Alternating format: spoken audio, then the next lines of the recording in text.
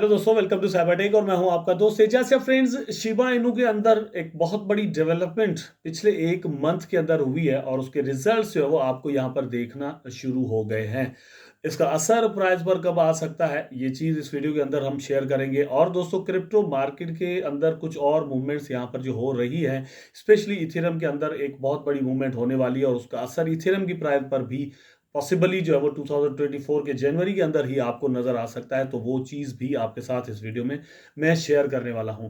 मुझे उम्मीद है दोस्तों कि आप वीडियो को देखना कंटिन्यू करेंगे, लाइक जरूर कर देंगे और चैनल को सब्सक्राइब जरूर कर देंगे अगर आपने मेरा चैनल अभी तक सब्सक्राइब नहीं किया हुआ। अपने टॉपिक पर चलते हैं। सबसे पहले जो चीज आपके साथ यहां पर मैं शेयर करता हूं दोस्तों, वो है सोलाना को लेकर। सोलाना के अंदर जिस तरह की मूवमेंट आपको नजर आ रही है, सोलाना का प्राइस जो है वो $8 से दोस्तों $94 तक चला गया है। और हमने देखा है कि कुछ मंथ्स के अंदर ये सारी डेवलपमेंट यहां पर हुई है और कितना पैसा वापस सोलाना के अंदर आ गया है।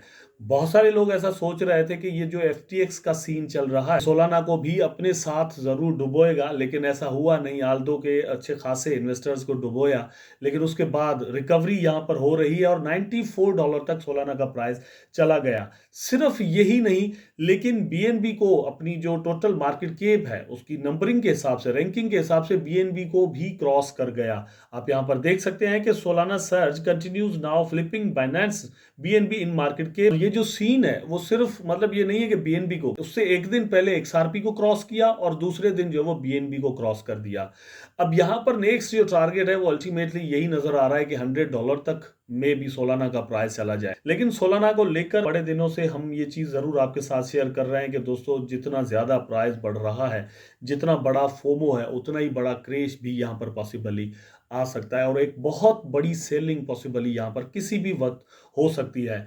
अभी कल ही मैं किसी एनालिस्ट को यहां पर पढ़ रहा था, तो उसने कहा कि मैंने अपने सोलाना जो है वो यहां पर सॉल्व कर दिए हैं, मतलब उनको सेल कर दिया है और मैं वापस जो है वो अब इथेरियम के अंदर पेमेंट्स जो है वो अपनी लगा रहा हूं, क्योंकि इथेरियम जो है वो अब उसके बढ़ने के चांसेस जो है वो इतनी ही परसेंटेज के साथ इथेरियम बढ़ सकता है। इथेरियम की बात अगर हम यहाँ पर कर रहे हैं तो इथेरियम की एक अपडेट भी आपको दोस्तों मैं यहाँ पर देता चलूं, उसके बाद हम आते हैं शिबा इनू पर। ठीक है, तो इथेरियम यहाँ पर आप देख सकते हैं कि Ethereum gears up for data storage breakthrough with Dencun. Dencun मतलब इनकी एक अपग्रेडेशन का दोस्तों नाम है, जो कि 2024 के मे भी जनवरी के अंदर ये लोग जो है वो यहाँ पर परफॉर्म करें। उसके टेस्टनेट यहाँ पर होने हैं, तो जब वो टेस्ट हो जाएगा, उसकी सही रिजल्ट्स इनको मिल जाएंगी, तो उसके बाद दोस्तों वंस अगेन ये उसका मिनट जो है वो करेंगे। ये है क्या, पहली बात तो ये है कि डेटा स्टोरेज, आप समझ रहे हैं कि डेटा स्टोरेज का जो ताल्लुक है दोस्तों वो है वेब 3 के साथ, क्योंकि इथेरियम एक ऐसी ब्लॉकचेन है, एक ऐसा सिस्टम है, मतलब उसको वर्चुअल मशीन कहा जाता है। ठीक है, वर्चुअल मशीन जो कि बहुत सारे स्मार्ट कॉन्ट्रैक्ट बेस्ड प्रोजेक्ट्स को, सेकंड लेयर्स को और मतलब पूरी क्रिप्टो करेंसी मार्केट को अपने शोल्डर्स पे उठाए हुए और उनको पूरा एक सिस्टम प्रोवाइड करता है। तो यहाँ पर वेब 3 के लिए भी इथेरियम को अपने हिसाब से तैयारी जो है वो करनी होगी। और जैसे मैंने कहा कि ये डेटा स्टोरेज जो है वो ये होता है कि जितनी भी डेटा इस वक्त हम इंटरनेट पर अपलोड कर रहे हैं, वहां से डाउनलोडिंग होती है, तो कहीं कहीं ना कहीं ये स्टोर होता है। अब इसमें डिसेंट्रलाइजेशन की जरूरत है। Web 3 is actually decentralisation of the data of internet. ठीक है, या फिर आप जो कुछ भी मवाद इंटरनेट पर देते हैं उसकी डिसेंट्रलाइजेशन होनी चाहिए। एक सेंटर अथॉरिटी के पास वो चीज़ नहीं होनी चाहिए। आप उसके जो है वो ऑनर होने चाहिए, वहां से जितनी भी अर्निंग होनी है वो आपको मिले और वो हर किसी की रीच में होना चाहिए। तो ये इस पर काम कर रहे हैं और ये अपग्रेड जो जैसे मैंने आपको बताया कि जनवरी के अंदर हो सकती है। अगर ये इसमें फ्लॉप जाते हैं तो फिर इसको शट डाउन करेंगे और फिर इसको आगे लेकर जाएंगे। ये मतलब एक बहुत बड़ी अपग्रेड के तौर पर इसको देखा जा रहा है।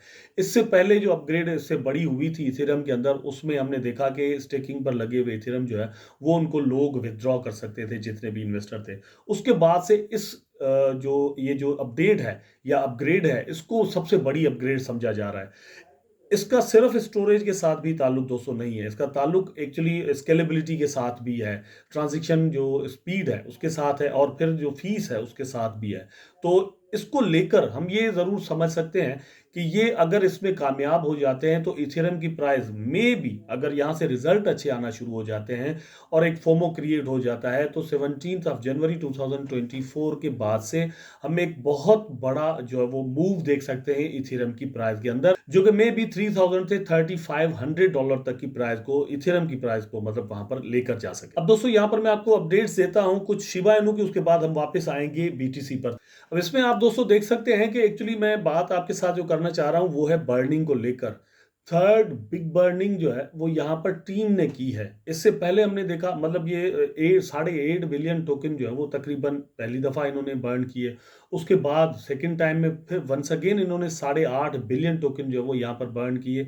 वंस अगेन यहाँ पर 8.5 बिलियन टोकन बर्न किए गए हैं। और इनकी मालियत जो है वो जब पहली दफा इनको किया गया था तो वो तकरीबन 99,000 बन रही थी, डॉलर्स में बात कर रहा हूँ। सेकेंड टाइम भी तकरीबन $90,000 तक के जो है वो टोकन यहाँ पर बर्न किए गए। थर्ड टाइम भी $90,000 तक के टोकन यहाँ पर बर्न किए गए। और ये मेरा ख्याल है कि सारा जो सीन हुआ है वो विद इन मंथ हुआ है। अब यहाँ से एक चीज समझ में आती है कि ये जो शिबेरियम है ये तो अब बिल्कुल अपने अर्ली स्टेज के अंदर है। अगर शिबेरियम दोस्तों मतलब बहुत ज्यादा एडॉप्शन ले लेता है, यहाँ पर ट्रांजेक्शन्स बहुत ज्यादा होती हैं, तो आप यहाँ से खुद अंदाजा करें कि कितनी फीस यहाँ पर जमा हो सकती है। और मे भी हर रोज जो है वो 8 बिलियन टोकन यहाँ पर बर्न हो रहे हो।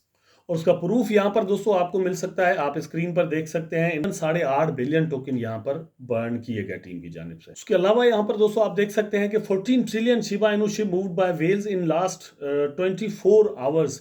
तो वेल्स देखें अब किस तरह से सीरियस वंस अगेन यहाँ पर शिबा इनू को ले रही हैं। ये जो मतलब ट्रांजिशंस होती हैं ये सिक्योर करने के लिए होती हैं, अपने टोकन्स को, कॉइन्स को कहीं किसी एक्सचेंज पर पड़े हुए हैं तो वो वहां पर उन्होंने रख दिए हैं इसलिए कि हम यहाँ पर इसमें ट्रेडिंग करेंगे फॉर एग्जांपल, ठीक है।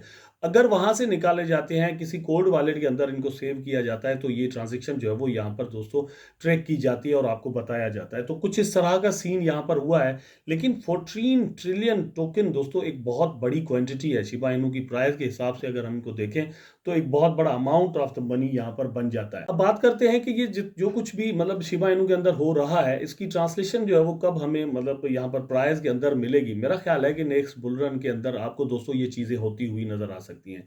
सिर्फ एक चीज आप जहन में रखें कि 2021 के अक्टूबर के अंदर जितनी भी मार्केट कैप शिबा इनू के कॉइन्स की थी, ठीक है, मतलब जितना भी पैसा यहाँ पर लगा था टोटल, अगर उतना ही वापस लगता है तो जितना प्राइस उस वक्त शिबा इनू का था उससे कहीं ज्यादा होगा, क्योंकि पिछले इन 2 सालों के अंदर अच्छे खासे टोकन यहाँ पर बर्न हुए हैं और भी यहाँ पर बर्न हो सकते हैं। मतलब फॉर एग्जांपल अगर नेक्स्ट 1 साल और भी लगता है अपने पीक पर जाने के लिए बुल रन को, तो तब तक एक बड़ी क्वांटिटी वंस अगेन यहाँ पर बर्न हो चुकी होगी, तो रिड्यूस हो चुके होंगे बहुत सारे टोकन यहाँ से।